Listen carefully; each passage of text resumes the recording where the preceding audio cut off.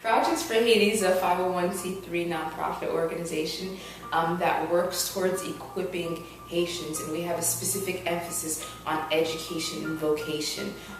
So, for example, we're going to Haiti to have a teachers conference to equip the Haitians. We really gear towards sustainable development in Haiti. Projects for Haiti was a combined idea of ours to do something where like more people could be involved, and it's not just us, where it was like separate different activities that were going on in Haiti, different projects that could be going on here and in Haiti. First thing, we definitely would love prayer. Number one. Yeah. Number one. Prayer from everybody, because we definitely need the Lord's direction in everything that we're doing, because we don't want to do anything out of our own flesh. We don't want to do things because we want to do them or because we see other organizations doing them. We want to do things that the Lord has specifically called us to do. So prayer would be the best thing, because we want to do what God tells us to. What else? The number two thing I would definitely say is being aware of what's going on. Like, Haiti lies about 500 miles away from our coast. Haitians are basically our neighbors, and there are these travesties that are going on daily.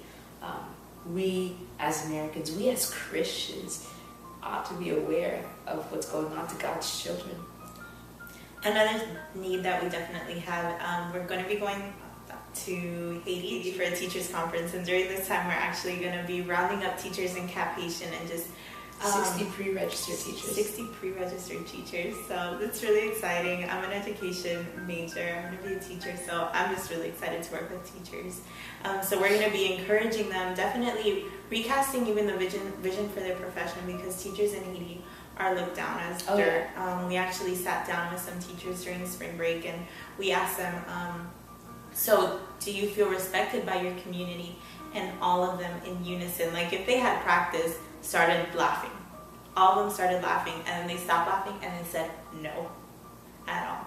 So the respect for teachers is definitely low, and when the people around you don't respect the things that you do, of course that begins to question inside of you. And so we want to reaffirm them as professionals. We want to let them know that you are like the engine that's going to allow these children to be the future leaders of this country, that are going to rise up and be able to change the poverty that's happening in this country. It's because of you as teachers.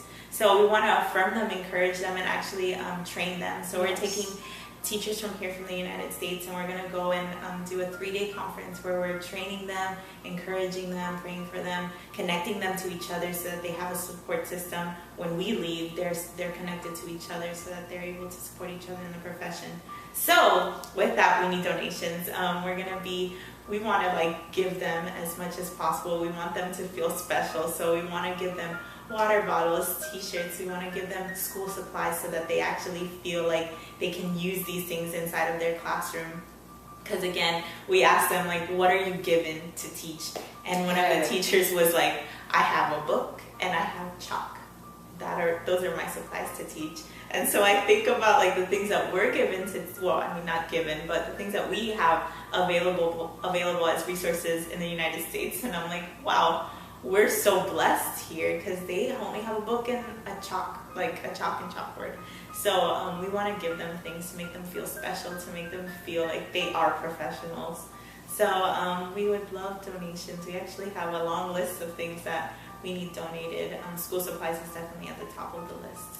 And I guess the last thing would be, don't forget Haiti. It's out of the news. The media is not covering it as much anymore.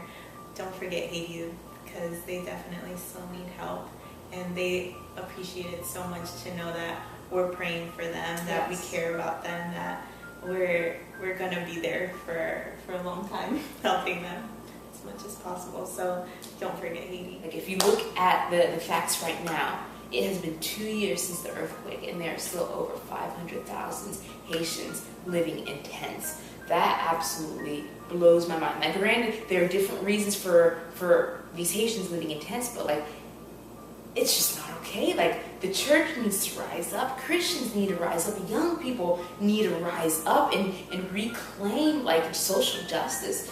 It's not okay at all. And my prayer and my hope is that we would not, as Priscilla said, we would not forget Haiti. something that has impacted our lives and even the way that we're doing things in the organization is the fact that like Haiti has hope. Yes. The people in Haiti are so resilient. Yes. And we have so much to learn from them. Like, they are so resilient. Every time I go to Haiti, I feel like God teaches me so much about like what it means to trust God, what it means to be faithful. What it means to have joy. Yeah, what it means to have joy in the midst of your suffering. Like, Haiti is so resilient, and the people of Haiti are so strong. And I know that like a lot of them like do love the Lord and they do know the Lord. So it's really cool to see the fact that yes, there's so much devastation. Yes, there's so much poverty. But in the midst of all of that, there is hope. Yes. And like Jesus Christ is that hope. Yes.